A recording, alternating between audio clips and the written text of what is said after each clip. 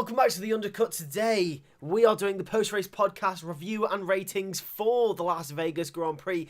What a race that was. Vegas delivering again. Yes, it delivers again. It was my favourite race last year. Not sure it was my favourite this year, but it was one of the best this year. Well, I mean, in a season where we've had brilliant races, we think of Belgium, we think of Great Britain, those type of races, we've had good races this season. Yeah. Vegas, It's up there. It's up there. It fits in, and obviously last season it was a standout because we had a whole season of Max dominating, and it wasn't so easy for Max last season because Perez and Charles were actually there. But this season it was a great race. I mean, we had battles for the podium positions, the points positions.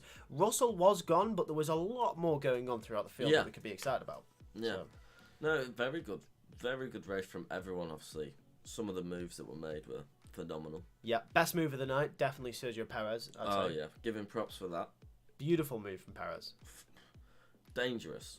Yeah. But beautiful. Pulled it off. I mean, luckily Magnussen backed out of it. Yeah, I mean, 3 of them into one, I wouldn't have thought worked into turn 14, but it did. Yep. It did, and fair play and more of that racing. Yes, please. More of that racing. I'd like to see more of that in Qatar. Of course. But obviously, let's address the elephant in the room. Max Verstappen is a 4-time world champion. He is. Let's just give a little segment to Max here before we get into the driver ratings, because obviously, I'm sure we'll talk about this more in the week and more about Max and his performance this season. But, I mean, what a drive from Max Verstappen, throughout the course of the season. Throughout the year, yeah. In a car that you mentioned in a live, obviously, wasn't the quickest, probably since Miami. Yeah, I'd say Miami. Phenomenal drive. Obviously, he's won it in a majority season where he hasn't had the quickest car. Yep. And he's just driven phenomenally, consistently. Yes, consistently. Which is key here. Obviously, the points where Lando was your nearest challenger and he's only finishing a position or 2 positions behind him, consistently trying to pick up, minimise the gain that Lando's got on him. And you could say, Lando's not capitalised, but Max has made sure he hasn't capitalised in quite a lot of races. So, props to Max this season. Phenomenal year. I hope it doesn't carry on. But credit where credit's due, is a top driver. Yeah, and I'm sure we'll talk more about this in the video later this week, so obviously make sure to tune in there. But it's teeing up for a very nice season. If the performance stays the same, which it won't, it will change. Mm-hmm. But if the performance generally stays the same, as it did this season, then obviously a championship battle between Max, Lando, potentially Oscar. Obviously, you got Leclerc and Hamilton in there for Ferrari. If Mercedes bring a package that's better than this season, you can't discount George Russell. We don't know how quick Antonelli's going to be. So it's going to be very, very tasty for next season. It's going to be a tasty year. Absolutely. But maybe this is what they need to do. Maybe they just need to give Max a nerfed car and it makes things interesting. I don't know. But anyway, let's get into the driver ratings then, shall we? Yes. So, first of all, of course, DNF'd was 20th Pierre Gasly. Yes, obviously, had that phenomenal qualifying, putting it P3. Yeah, P3 in quali. In that Alpine. Yep. Absolutely ridiculous, that. But unfortunately, engine blew up on him. He was having a good race. Yeah, he was. Up until that point, I think he more chances. I think he might have been in amongst the McLarens coming in. Wow. Maybe Piastri. Maybe Piastri. I don't think they were too far behind Hulkenberg from Piastri, to be fair. Gasly was having a very good race. He was having a good race. Unfortunate for him, but I think that qualifying that he put in was a 5. It's hard to judge Gasly because he retired quite early. Quite early, yeah. You don't know where the race is. No. Was going to go for him. I think you go off his stunning quality a little bit here as well, and I've given him a 4. I've also given Pierre Gasly a 4. Obviously, reminder, we rate the drivers 1 to 5. 1 being the worst, 5 being the absolute best, 0 being an absolute stinker if they've stunk the gaff out that much, aka Lance Stroll in Brazil. But yeah, it is a 4 for me for Pierre Gasly. It's obviously it would have been a 5 if he managed to continue the pace, finishing the points. But obviously, he didn't, so there's nothing more we can give Gasly here. No, you can't.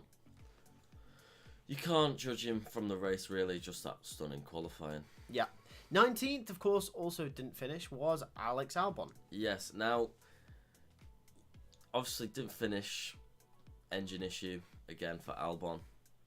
Lasted a little bit longer than Gasly. I keep confusing them. What Piastri was going to be in the Alpine, if we remember. Yeah, true. But very disappointing. Stark contrast to Gasly in qualifying. Yes. Going out in Q1, obviously, track time deleted. Yep. His mistake. He went wide. Yep. So that's all on him going out there. He was having a great race though up until the point he went out. He was having a fantastic race. However, the race didn't shake out, and you have to kind of do the same as what you did with Gasly and kind of go off of qualifying, which I've given him a 2. I've also given Alex Albon a 2. I think it's disappointing, and it isn't his fault that he's been taken out the race. But I'll say here what I said about the Dutch Grand Prix as well, because in Netherlands the Williams were the fastest of Formula B. Yeah.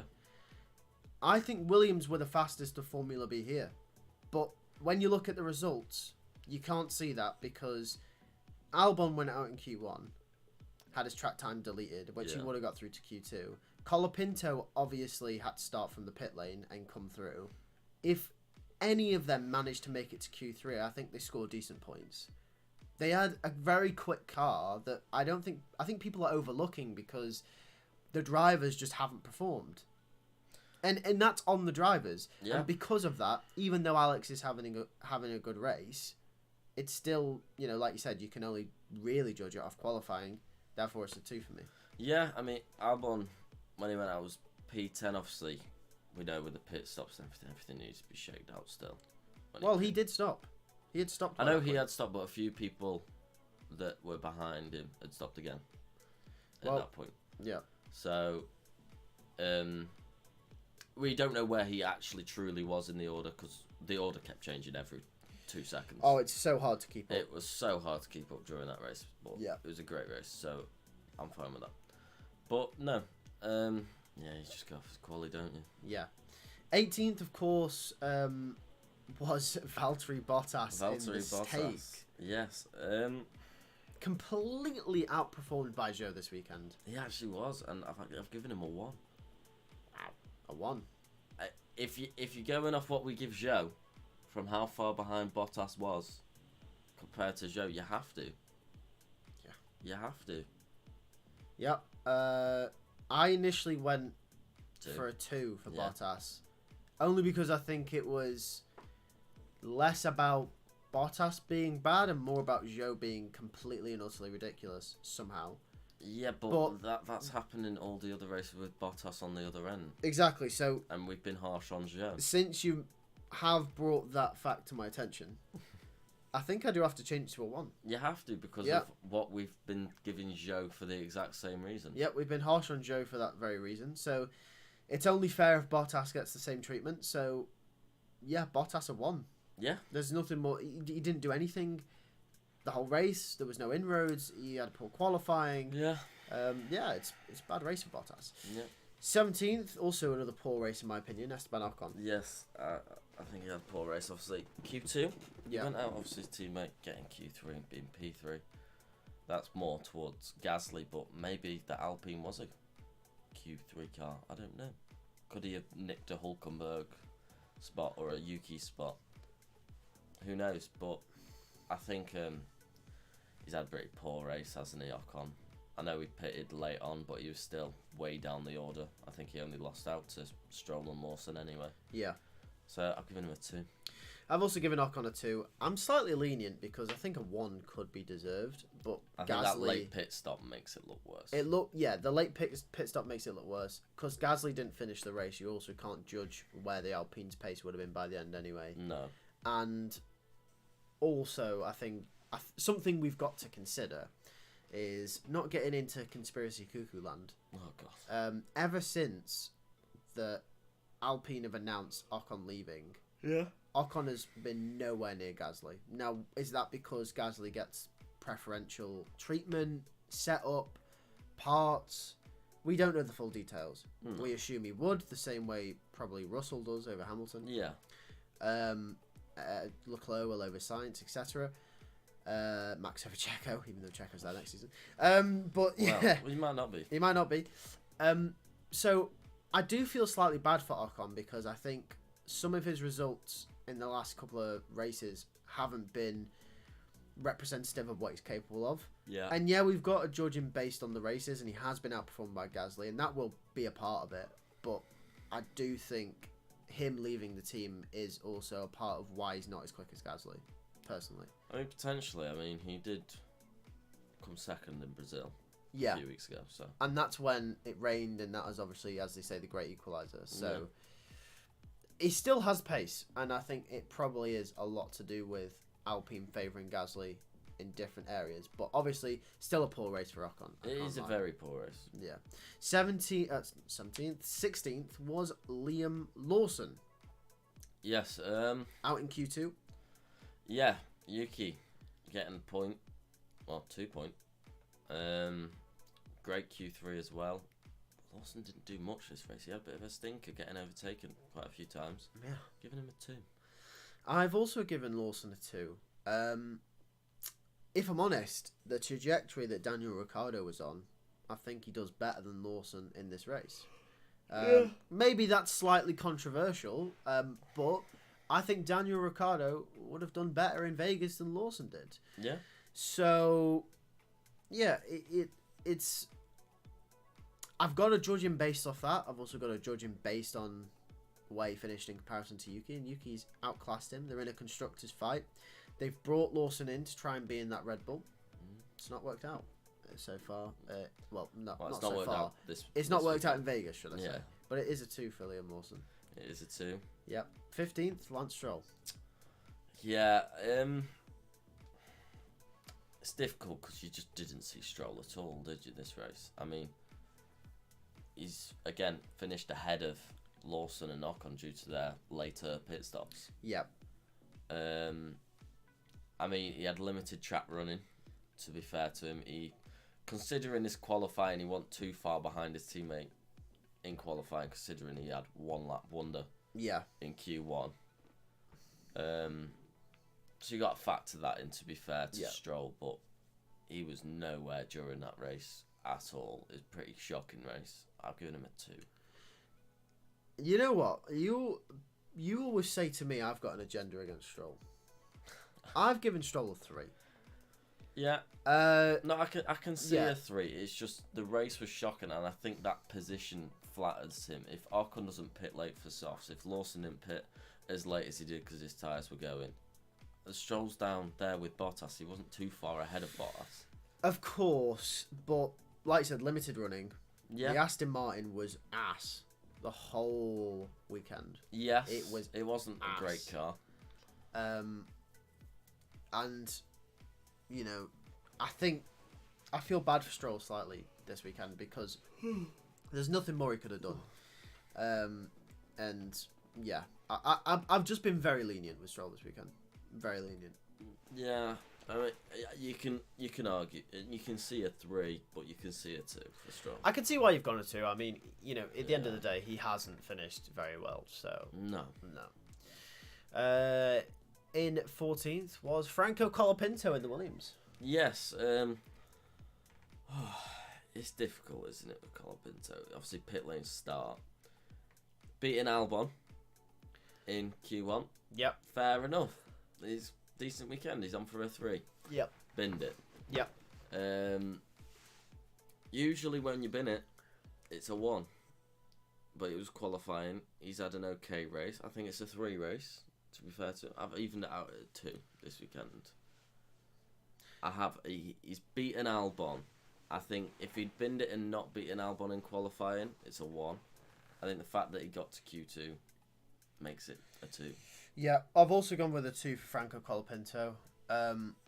You've also got to remember, for me, I've also factored it in. The same reason I gave Albon a 2 is because I think that Williams had the potential to score points. Yeah. And Colapinto started from the pit lane and still managed to finish 14th. Yeah. Which shows that the Williams did have pace. Yeah. You don't start from the pit lane and finish 14th if you're the slowest car. No. So he got through to Q2. I definitely think he could have got to Q3. Albon, I definitely think could have, and I definitely think either of them could have scored points. And the only reason they haven't is because of mistakes from both of them. Yeah. So Colapinto, I've got to group in with Albon, give him a 2 for the exact same reason. Yeah. No. Yeah.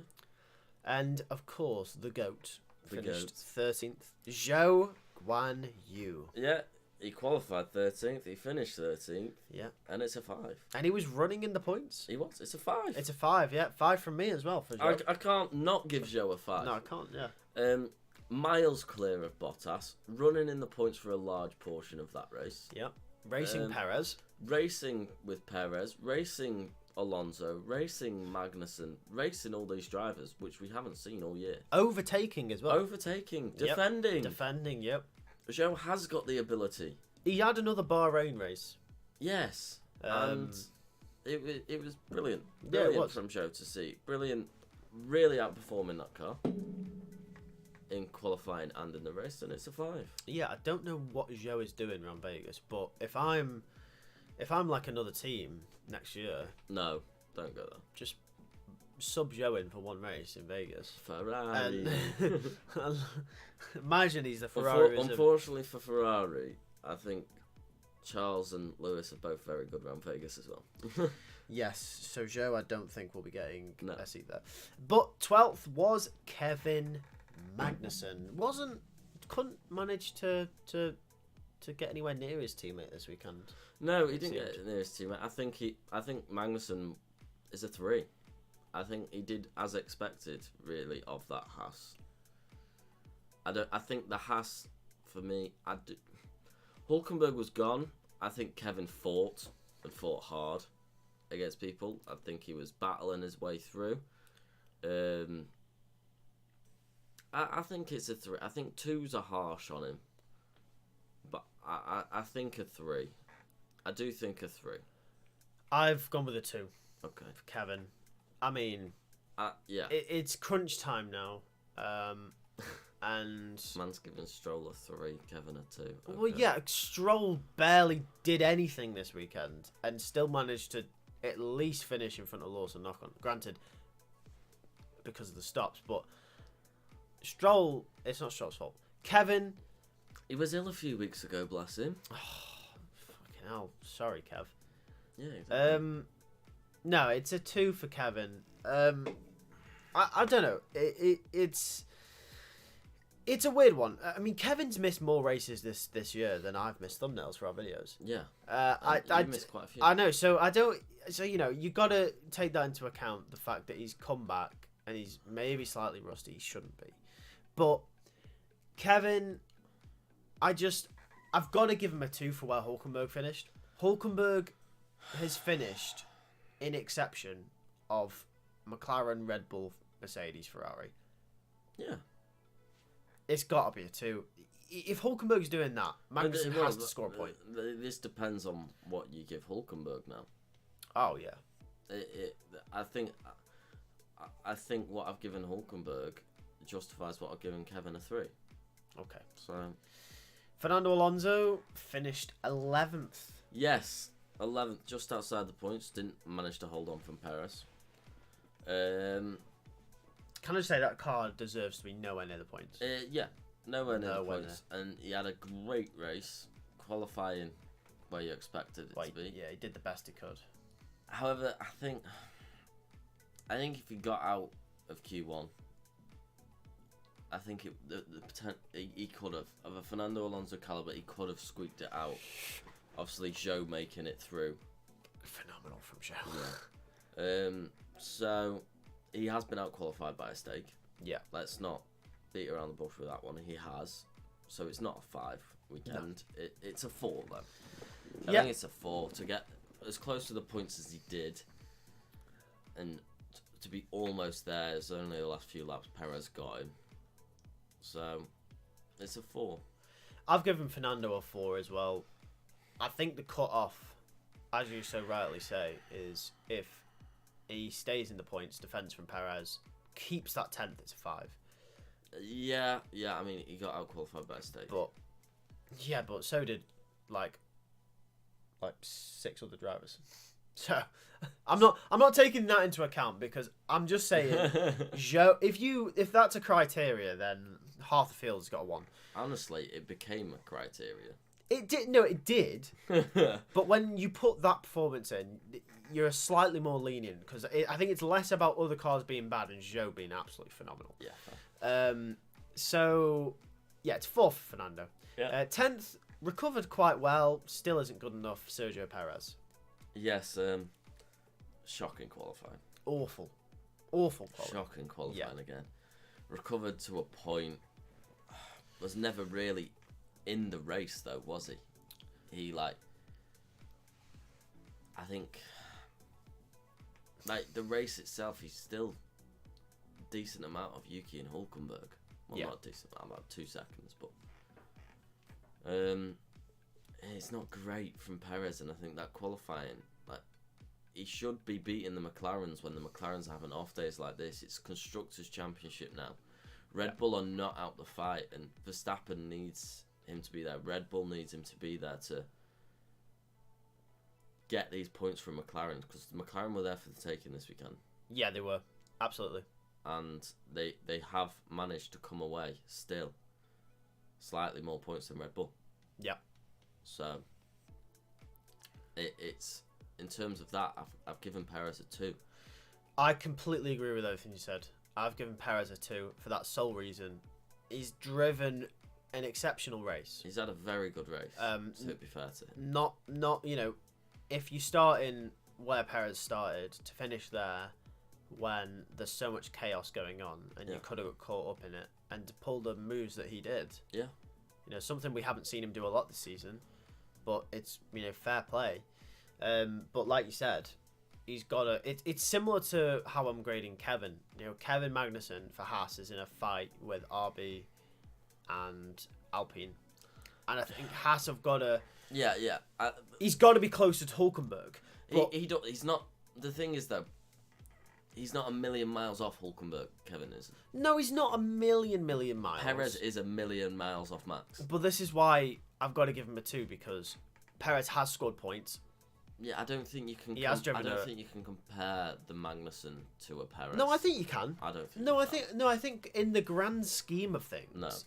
No, I think you can, because in the grand scheme of things, you've got 2 drivers. No, because I think Kevin's performed to the ability of the Haas, and I think Hulkenberg's overperformed the ability of the Haas.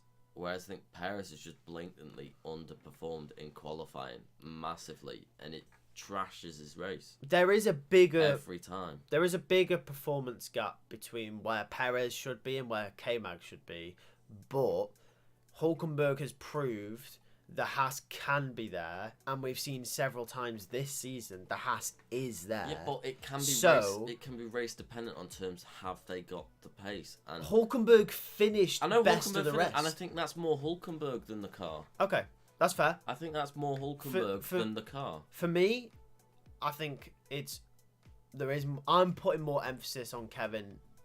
You're putting more emphasis on the car, which is fair enough. But for me, Kevin is there.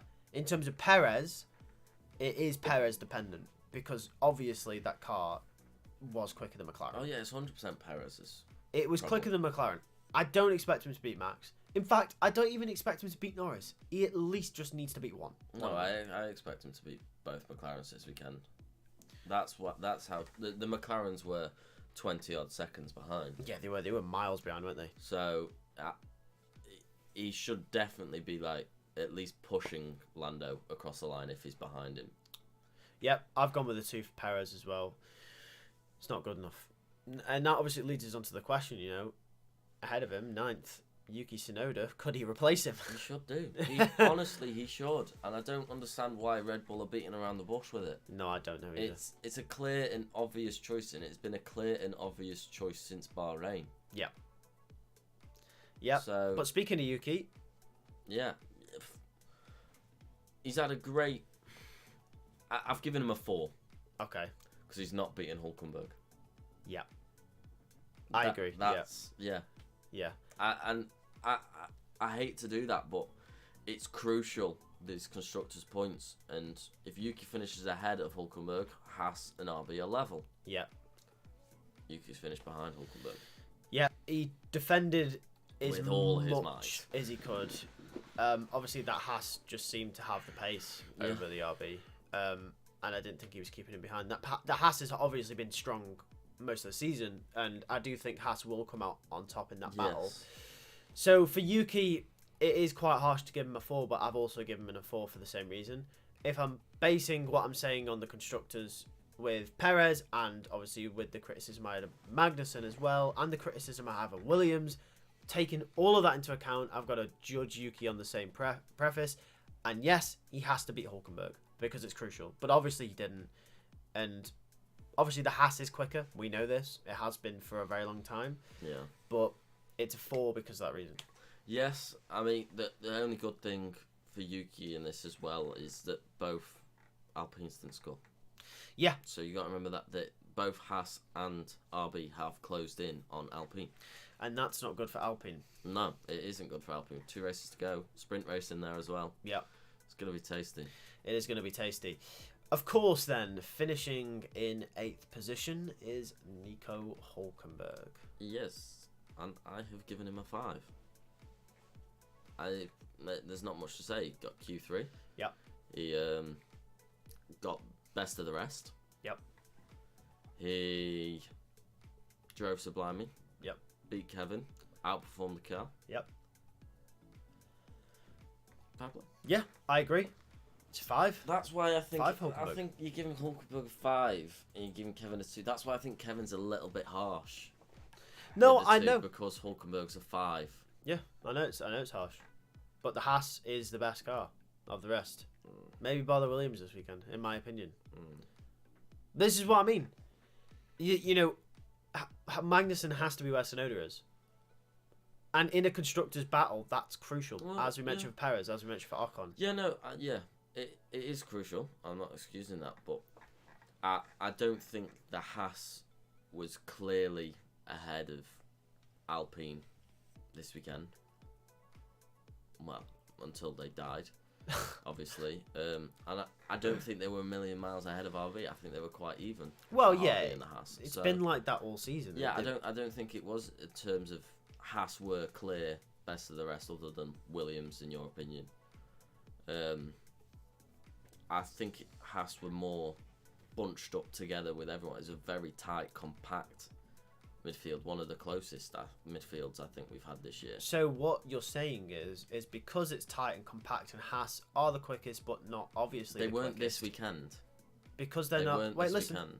So what you're saying is because they're not obviously the quickest, then it is very driver dependent. It was Oh very... wait, Magnussen has to be good. It's almost like Magnussen has to be a good driver, and we're Magnussen is depending a on good his driver. performance. He is a good driver. Yeah, so that's why I'm giving him a 2, because Magnussen has to be where Yuki is. Yeah, but I think he's performed where the Haas is.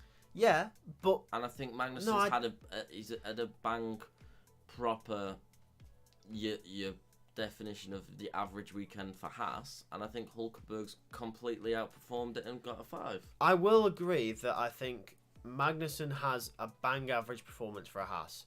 But where my criticism is when Hulkenberg... It's crunch time. It's crunch time. Exactly. And I do think the Haas is the quickest out of all of them. I know. I do. I know it's crunch time, but look, if he finished a place or 2 lower, yeah, it's a 2. But he wasn't a million miles off the points as well, remember. And obviously Perez charging through. Obviously Hulkenberg up the road, and Magnussen wasn't. Yeah, it's one of them. I mean, it could be a 2 or a 3. He's lost out on point, obviously Yuki, but he's lost out to a Red Bull and Fernando Alonso. Yeah, he also has lost out to Perez and Fernando, but I mean, the Aston Martin was ass. Yeah. Anyway, 7th was Oscar Piastri. Yeah, I mean, I think the McLaren has just been asked, to be honest. Yeah. And both of these, Norris' teammate Justin, I've given them both a 3. I'm just putting them both there. I've given them both a 3. Really? Yeah. I've given Oscar a 2. Have you? Yeah. Oscar fans, I love Oscar. Poor weekend. Obviously, poor qualifying in comparison to Norris. Obviously, we're taking into account the fact that the McLaren is slower this weekend. Obviously. It wasn't that poor compared to Norris in quality. Got beaten by Norris in qualifying. Yeah. Dropped places at the start.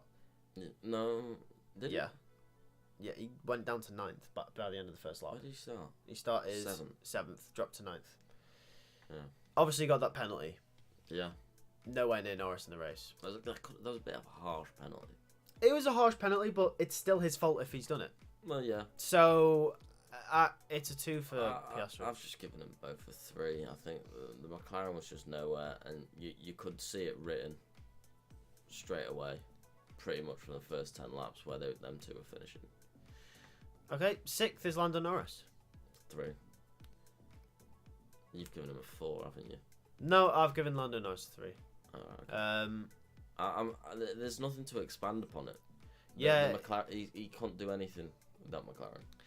No, it's... For Lando Norris this weekend, yeah, I mean, obviously he's lost the World Championship, but McLaren weren't anywhere.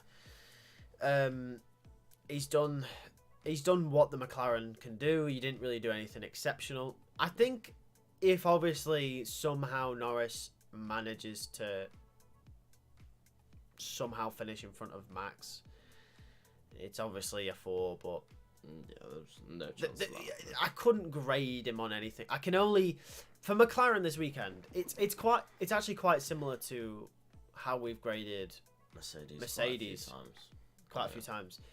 I can only grade Piastri and Norris based on the performances of each other, and Piastri, like Hamilton we've seen a few times this year where we've given him a 2, has been outperformed by Russell, outqualified by Russell.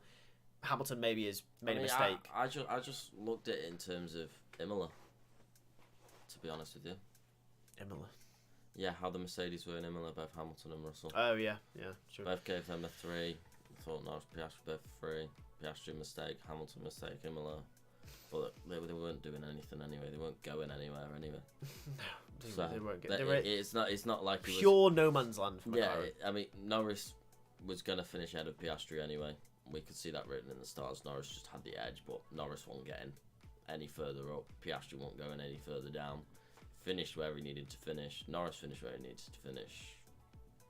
I can't. It's poor for McLaren. It's poor from McLaren as a whole. Very McLaren, I think the drivers just couldn't do anything with what they were given. Yeah, I can only judge them based on each other. Yeah. Max Verstappen, 5th. Yes.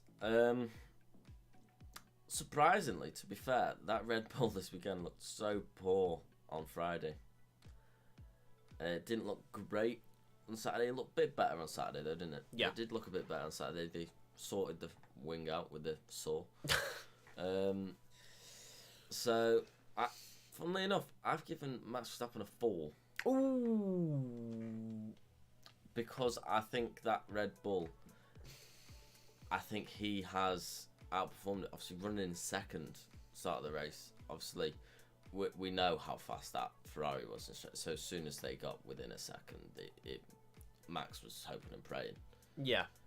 Yeah, that's fair enough. They had no hope of defending any of that top 4.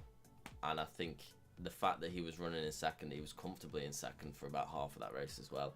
He got at the Ferraris at the start of the race. He came racy. He came punchy. He tried his best. That Red Bull wasn't anywhere really this weekend. Yeah. And to come away in 5th World Championship, did the business. It's a 4. You've put me in 2 minds now because I was debating between a 3 and a 4 for Max. because of everything you said, really. But then also, my thinking is, can he somehow keep a Ferrari behind? Can he somehow keep it in Sainz's DRS, keep Leclerc behind? If he does, is it a 4 or even a 5 then? I don't know. I don't think it was possible with the speed difference that them two cars had. No, but like you rightly say, the Ferrari and the Mercedes were just in a different league today. Yeah. Well, I mean, Ferraris were. I don't think Ferraris were. But Mercedes definitely were. Oh, gotcha. No, I'm going to stick with the 3 because I think it's a high 3, but I think there was something on the table for him to gain. But obviously, as we've mentioned, he's won the World Championship, and I think Max wasn't racing how he usually does this weekend. He was possibly a little bit more lenient with cars coming past him because he was going to win anyway, and Norris wasn't going to catch him. So, as the race is concerned, I think Max could have done a little bit more to keep him behind. But obviously... No, I mean, see, that's where I struggle. I think most drivers, I would agree with you. Yeah. That statement, they would have done more.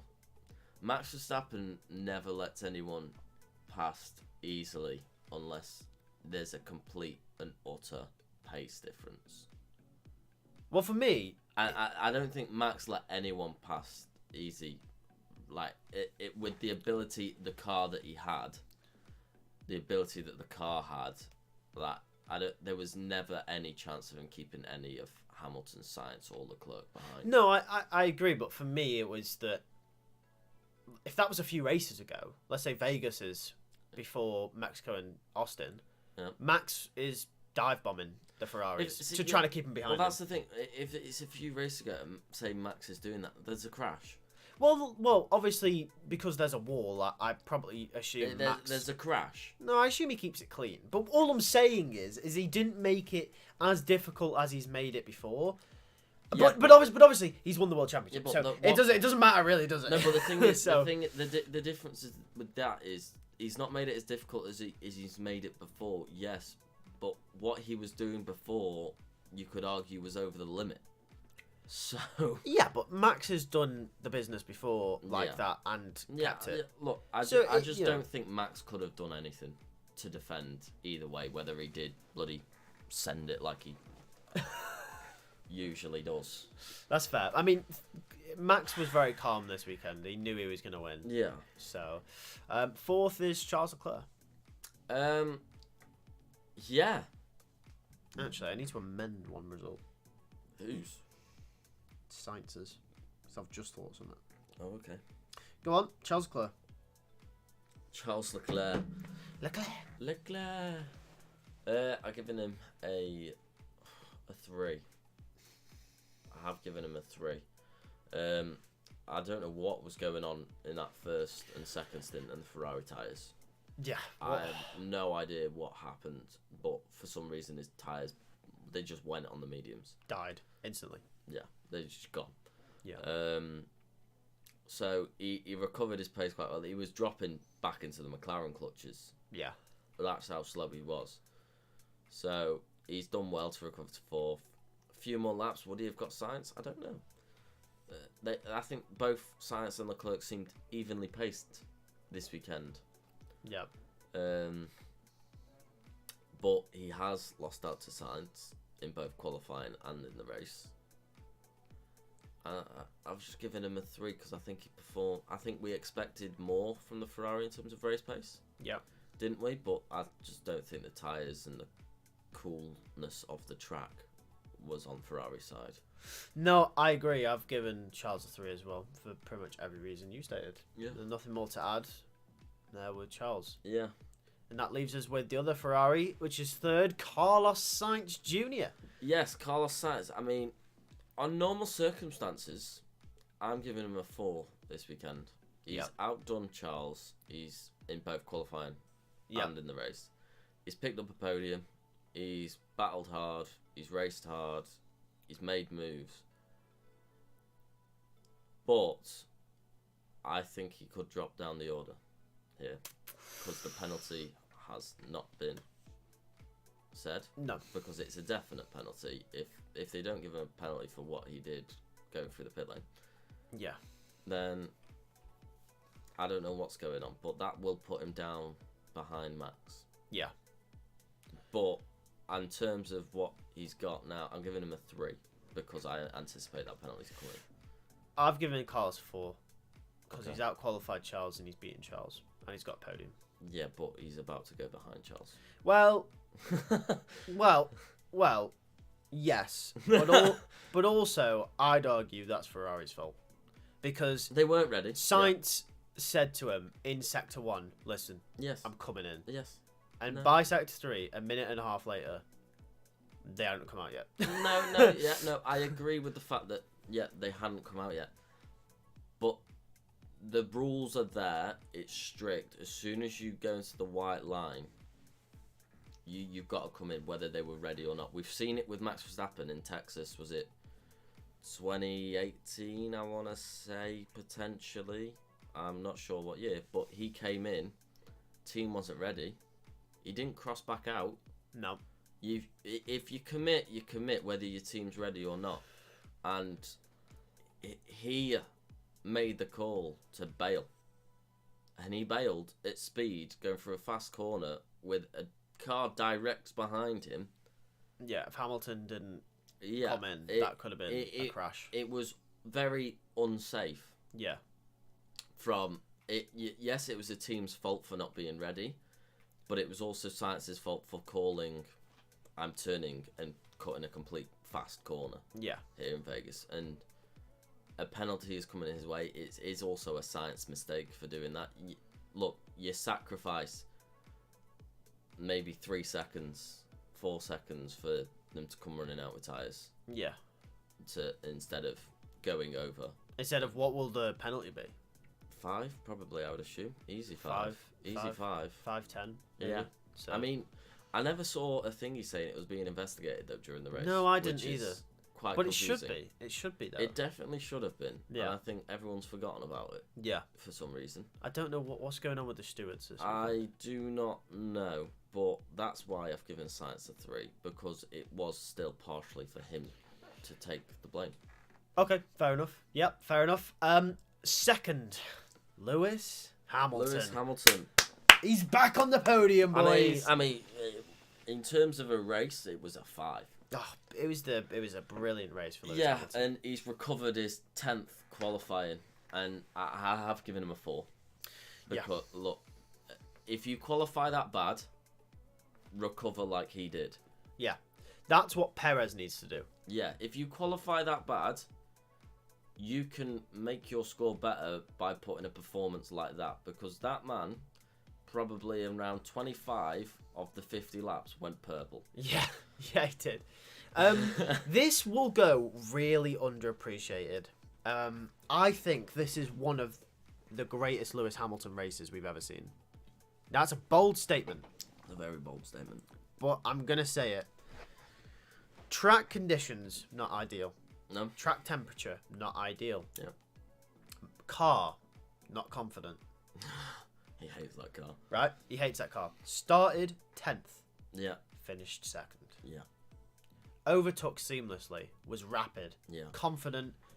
He didn't make any mistakes. Well, apart from that one where he just slightly went off the chicane. Yeah. Well, at that point, he had like really bad tyres anyway. Yeah. It's a 4. And I really want to give him a 5. You can't. But the qualifying. he qualified 10th. Even if I reckon, even if he qualified top 8, he might have won that race. And it's the same old story for Lewis Hamilton. Qualifying just let him down again. Qualifying just let him down.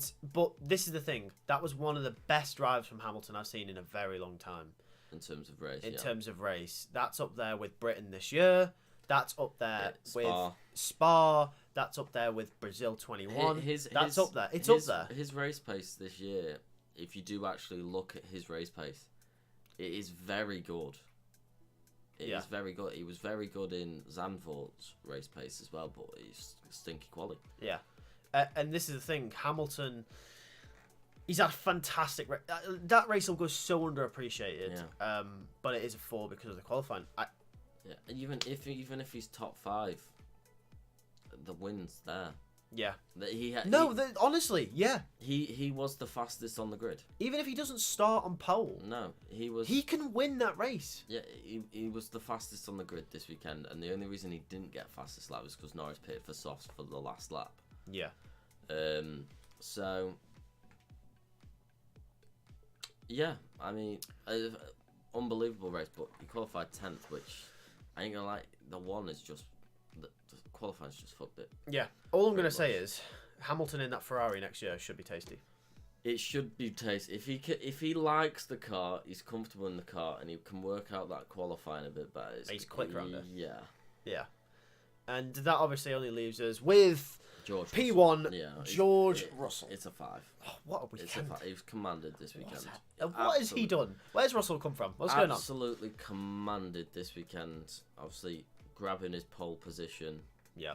Which never seemed in doubt, by the way. It didn't really. I think your only real competitor you thought would have been there was Hamilton. Hamilton, possibly Leclerc, because Leclerc can pull a lap like that out of the bag. Verstappen didn't look too far away, but right from the start of Q1 all the way to the end of Q3, I think everyone just thought, yeah, it's Russell. It's going to be. I think we did think it was Hamilton at the end of Q2. Well, yeah, but obviously judging based on you knew it was a Mercedes. We knew it was a Mercedes, and we all knew that Hamilton had the likelihood of fucking qualifying up somehow. So we were thinking it's probably Russell, but Hamilton could. Yes. Hey, look. If Hamilton's top 5 and beats Russell, we might be having a different conversation. Maybe a different conversation, but he's commanded the weekend. He's built the lead up. He had a 10-second lead over Max at one point. Yeah. He's driven phenomenally, controlled the pace, only really under pressure from Leclerc once, which he defended really well at the start of the race. I think that was crucial as well. I think it was very crucial that he defended that. Because the Ferrari tyres might not go off as quick. Leclerc might be able to build a tiny gap. Potentially. So I still do think Russell probably could have gone on and won. Oh, yeah. But it would have been a lot more difficult. Yeah, I think it would have been a lot more difficult. So that was it was a crucial move. Arguably crucial into winning in terms of beating Hamilton as well. Yeah, because Hamilton's coming through. Because Hamilton came through, Russell, and the end of that first stint was 15-16 seconds clear of Hamilton. Yep. So obviously, Hamilton gained 10 seconds back on that. But in the end, Russell due to the tyre advantage, finished 7.4 ahead. Yes. And that's only because Hamilton's tyres probably dropped off. Russell maybe slightly needed to push. But like I said, controlling the race never seemed in doubt that he wasn't going to win. And it's good to see George actually control it, because the main criticism that I definitely have with George is he has the ability to bin it at any point. Yeah, but he's quick. And he is a quick driver. He's a quick driver. I don't like the guy, but credit where credit's due. This weekend, he's had a great weekend. He's just got that stigma around him in terms of he's in a good position and he could just drop it any second. He's got in terms of wheel to wheel racing, people still say, like, when you talk about, Max is on pole, it's going to be a boring race, we need someone to take him out. We say George, don't we? Yeah.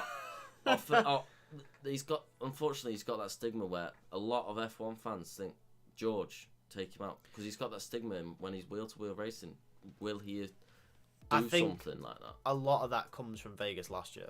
Yeah, potentially. A lot of that does come from Vegas last year, but obviously we think of other incidents. Singapore last year. Dropped on his own. Australia this year. Obviously he blamed Fernando for that one. And Fernando did brake weirdly, but at the same time George has got to react to that. Still, we talked about that back then anyway. Yeah. There probably is some other incidents that were the mistake in Canada as well, which cost him the lead of the race, which he could have won that race. Yeah. He could have. Yeah. So we think of all these different incidents. If it's actually, and you won't like me saying this, but it is very similar to Charles Leclerc. In that Charles, very quick driver, but obviously as we saw in 2022, under pressure in critical positions, made mistakes. George is exactly the same. If George irons that out, he could be one of the most consistently quick drivers on the grid. But obviously, he's got to... Hopefully, that's the start of this now. a world champion. Like, for me, I think the key difference here between your George and your Charles, I don't think George has that magic. Really? That star, like, yeah, okay, Mr. Williams, Mr. fucking Mr. Williams. Quali Williams, man, whatever the fuck you want to call Quali it. Williams, man. Like, great. Okay. Put it second in a Williams in Belgium. Phenomenal. Well done. I don't give a shit. The rain's a great equaliser. You've said it millions of times. Yeah, great. Well done. That was fucking 3-4 years ago now. Who cares? Right? For me, you look at Lewis. You look at Max. You look at what Charles has. What Prost had. What Lauda's had. The stardom, the fucking... You can see that bastard winning. Right. George, and I think Lando's still in this category with George, unfortunately. Maybe Lando's edging up to Charles, but you can see with Charles is just like, he can turn it on. If George is having a bad weekend, he's not pulling something out. Whereas Charles, on a bad weekend, can put that car on pole. See, I agree, and I don't know why. Yeah. You know, when you think of You think someone who could, like, when you go, oh, he's a future champion, I think that way about Charles Leclerc. You don't think it about George? I don't know. No, the thing is with George, like, you can see it, but he's just not got that stigma around him that Charles has. I think I know what it is. Do you? Yeah. I don't think it's the stardom. I don't know what word it would be. I think I know what you're trying to say. Yeah. I think it's over a course of a season, you have to pick if George Russell could win a championship. Yeah. But if he's up against Charles Leclerc, he isn't beating Charles Leclerc. Yeah. Maybe it's only by a few points, but he still doesn't. Yeah. And you know what? You know what this reminds me of? George Russell reminds me a lot of Jenson Button. Yeah. Yeah. Jenson Button never in a million years looked like he could win a championship. He was quick. He was very, very quick. And on his day, he was unbeatable. Absolutely unbeatable. Phenomenal. We think of Canada 2011. Yeah. There's a million other races where he's done amazing. But he had that brawn, and that was a million miles clear for half a season. Yeah. The only real competition he had was Sebastian Vettel and Mark Webber come the last maybe 5 or 6 races. Yeah. And he won the championship very comfortably because he had a quick car, he had no competition. Lewis Hamilton was in a McLaren that was dog. Blowing up everywhere, so Hamilton couldn't challenge. Obviously, the Red Bull didn't really come in clutch until later on in the season. Renault were nowhere, so Fernando was nowhere. So a lot of the big drivers that you'd think would challenge didn't have good cars. Kimi Raikkonen obviously didn't have a good car either. Felipe Massa. Button won. But obviously Button's capable of winning a championship. We know he is. Yeah. He's a quick driver. But the competition didn't have the car to compete. I sort of feel that way about Russell. Russell could easily win a championship. But I almost feel like Mercedes has to be sort of their 2019, 2020 era selves. Clear. And Ferrari, Red Bull, McLaren, I feel like maybe have to be slightly behind. Yeah. That's sort of how I feel about it. Yeah, and we've had this conversation a few times where you have openly, George Russell's champion. George Russell's so good. You have. I think he is. Yeah. He's brilliant. And I've always gone on and said, he's not going to win a championship. I think he is. No, I don't think... Unless Mercedes are clear, he's not. He's not. If he is... The thing is, when the driver... We're saying next year it's going to be so close. Yeah. Like, we're hoping it's all 4 teams so close. Yeah. Irresistible. George ain't winning that. George for me, is not even... Well, he is a contender, obviously, but he's not... He's not going to beat Hamilton. He's not going to beat Max. He's not going to beat Charles. Like, people say, oh, he's beating Hamilton this season. Yeah. Put it in a championship car. All of them together. A championship car. George Russell... Look, top 4th, 5th. Is it a case of when if you had to back a driver to win a championship in a car that isn't the quickest, George ain't a driver being backed. I think the prime example this season is Max Verstappen. It's a Max Verstappen type, right? Yeah. He's in the third quickest car most of the season, behind the McLaren, behind the Ferrari in most races. And most races. Yeah, definitely behind the McLaren in most races. I think. Are you forgetting the fucking past 8 races when did Ferrari were awful at? When did Ferrari come out of that drought? It was like Hungary. They came no. It was after Hungary. It was just after Hungary because Charles beat Max in Hungary. It was obviously they were on par in Belgium. It was about then, but so almost mid-season. You still looked at Ferrari still being slower. I think it was about then. You still looked. Either way, that's not the point.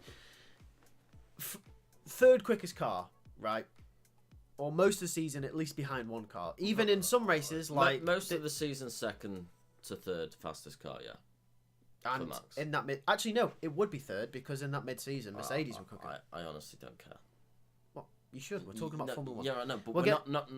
Anyway, you're getting off topic here. So get on with what. Yeah. You start debating me. Alright. Max wins the championship. Yeah. Quite clearly and comfortably. Yes. 2 races to go and a sprint. Can George do that? No chance. Can Hamilton? Yes. Can Charles? I think he could. Could Lando? See, almost. that's where I think Lando's in the point in between Charles and George. Yeah. Where he's got something that could just turn on, like we saw at Singapore, we saw at Zandvoort. We've seen flashes. Obviously, this weekend you could say, "Oh, what about George this weekend? He's controlled." And Hamilton was gaining. Hamilton was quicker over the race.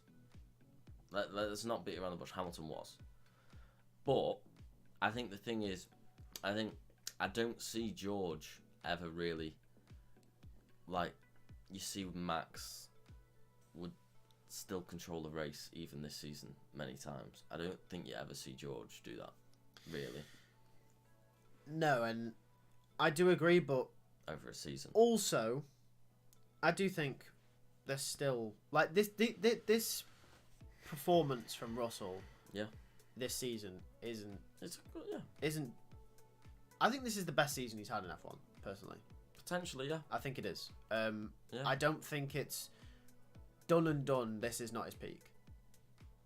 This isn't George Russell's best.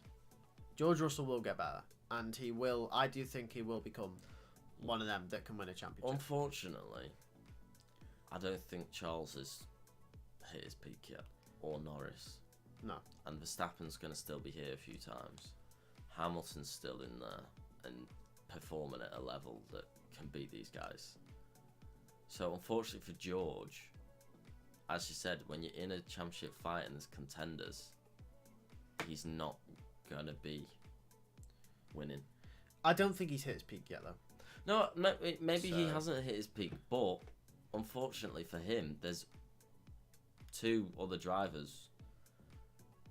I think Verstappen's at the peak of his performance. I mean, yeah. I mean, to be fair, wait, there's nothing more this man can do. Yeah, this is the peak. I think Verstappen is the peak. I think Hamilton has. I think Hamilton's hit his peak on his way down, but Hamilton's peak was so high that his way down is still just as good as this one. Yeah, he's like Ronaldo at Juventus. Yeah, isn't he? Hamilton. Yeah, and unfortunately for Russell, Leclerc and Norris's, I think, peaks are higher. Who do you think? Okay, interesting question. Right, this podcast this probably should be a video. This probably should be a video. Lie. No, it could be, but we're talking about it now. Out of those 7, include Checo, 7 drivers. We're not including Checo. 7 drivers. We don't. If we knew Liam was going to be in the Red Bull. Are we including Piastri? Yeah. Okay. Out of those 7 drivers. Yeah. Who has the highest ceiling? Actually, no. Discount Hamilton and Max. Yeah, you can't because they've already hit their peaks. And Piastri, whatever. Norris, George, Leclerc, and Sainz. Yeah. Out of those 5, who has the highest ceiling? Leclerc. You think so? Yes. You think he has the highest ceiling out of all of them? Charles Leclerc. Okay. Not Lando? No.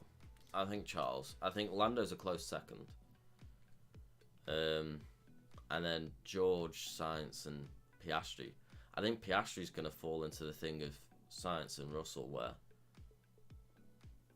they're just not quite world champ. They're like a Felipe Massa. Hot take. Oh no. George Russell has a higher ceiling than Lando Norris. No.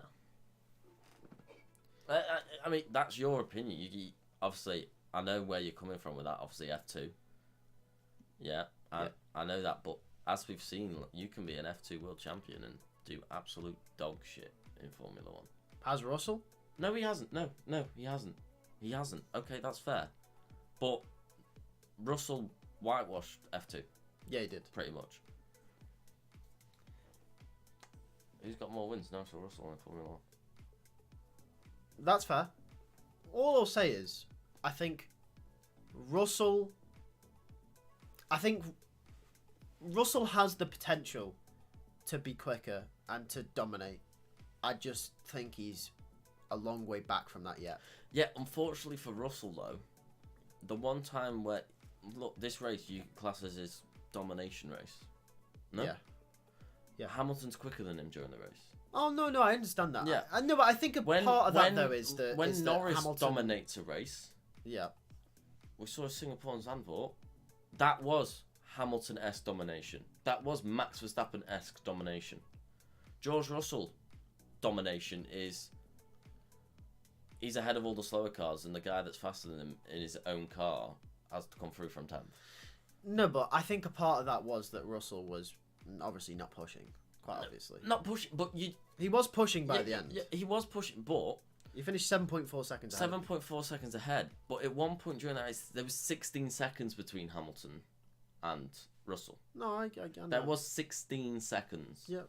And look, if that's the other way around, if it's Hamilton over Russell ain't getting that gap under 10. I'm telling you that now. No, of course he's not. That gap between them two is 20. I think Russell had the potential to extend that gap.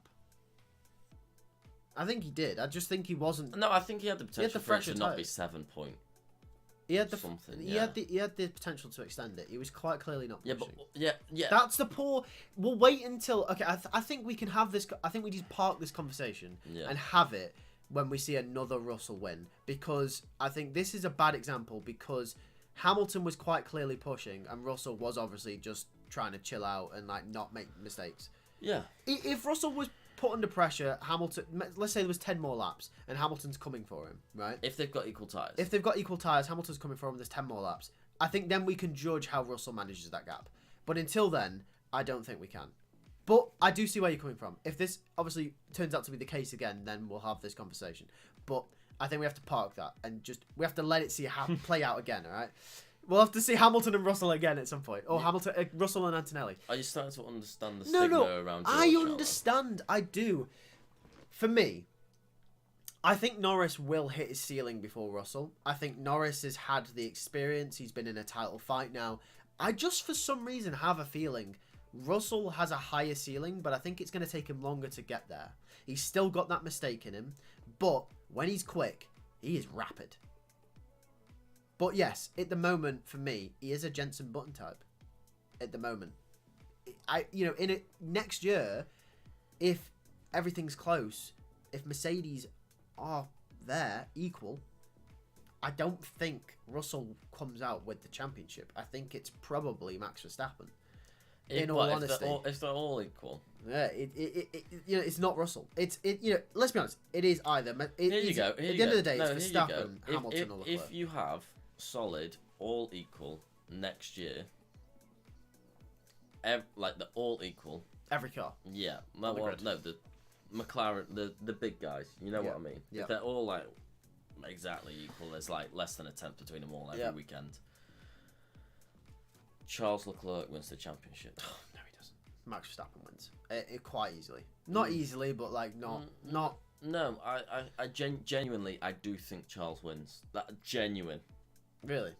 Like, yes. I actually think he does.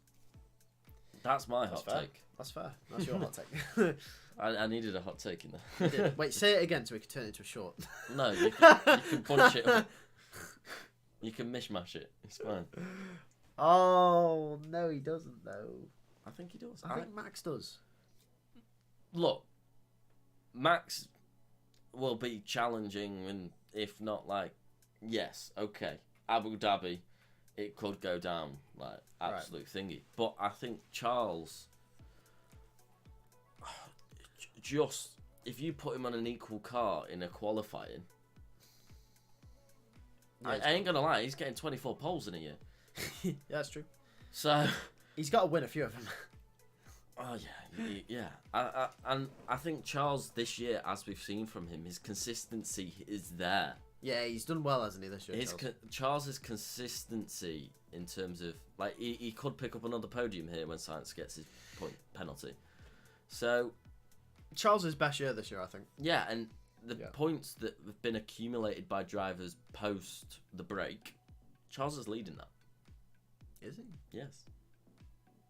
Oh, he's leading it by 2 points. A few points, yeah. 2 points to... Actually, it was equal, wasn't it, coming into Vegas between Charles, Verstappen and Norris? No, I think he was ahead. Just. Charles was just ahead. Yes. I thought it was 90 points each between... No, I think Charles was 92 or 91. There might have been... It is not many between them. Faz. But Charles was ahead post the break. Fair? Look, I think Charles wins next year if they're all dead equal. I do. Well, we'll see in our predictions, won't we? Because I think our predictions next year are going to be spicy. Oh, I can't wait. And I've chose Charles over Hamilton, though. Yeah, that's surprising. I'm terrified for your predictions. Thank you. But anyway, that's it for the video. Obviously, subscribe, like, tell us in the comments below. I mean, we've had a hefty debate here. That was a huge debate at the end of them. Huge, yeah. I mean, that's what this is for, though, right? So, catch us tomorrow for probably a Max Verstappen tribute to your dismay. Oh, shit, yeah. Yep. See you tomorrow.